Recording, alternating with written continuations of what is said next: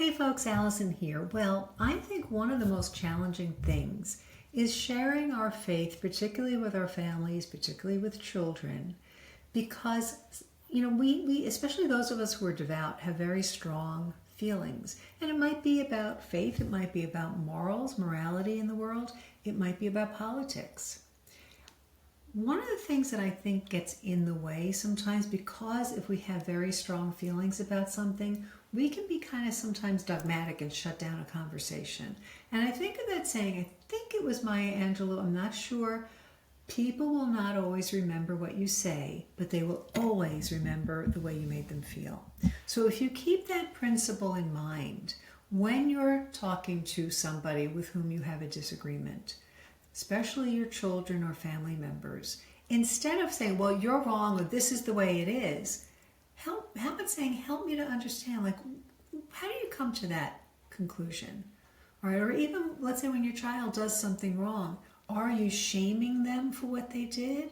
Or can you do it in a different way of like, hey, listen, you're a really good kid, I know you are, so this is out of character for you. What was going on?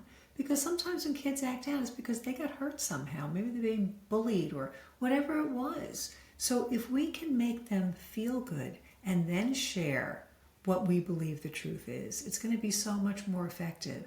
And sometimes asking permission, they tell you their position on something. Listen, try to understand. And then maybe ask, hey, well, do you mind if I share my perspective on that? Or, do you mind if, have you ever heard this before? Sometimes we do need to agree to disagree, but if you keep that principle in mind, they won't remember what you say, but they will remember how you make them feel.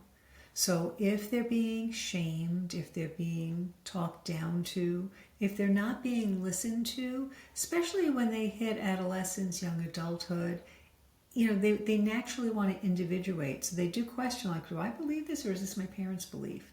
So we need to help them to own it by helping them to come to those conclusions on their own. And I've seen so much strife in families because of the way they communicate.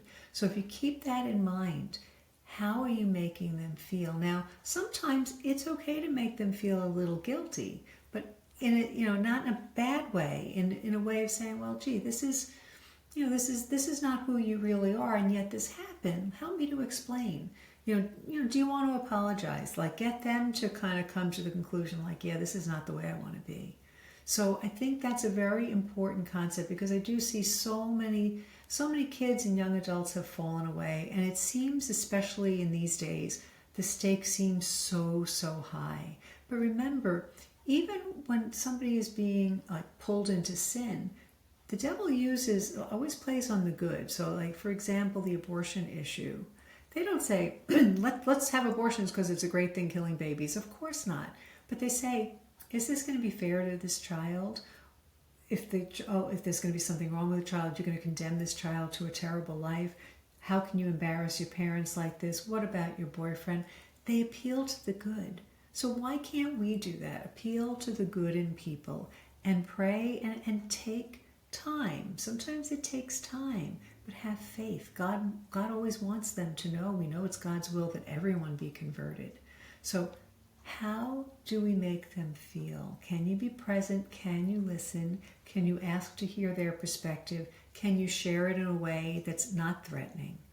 Do you mind if I share this? Or, I understand how you feel. For a long time I felt the same way. Let me tell you what I found out. Do you see how that's so much less threatening? And many of us had those doubts maybe when we were kids, or we didn't understand, or maybe we've had our own faith journey too, that we can honestly share that. So I think that people always want to save face, or we don't want to shame them or make them get so ingrained in a position that it's hard for them to transition out of it, because then it's admitting they were really, really wrong. So keep that in mind. How are you making them feel when it comes to the faith? Hope you find that helpful. God bless you.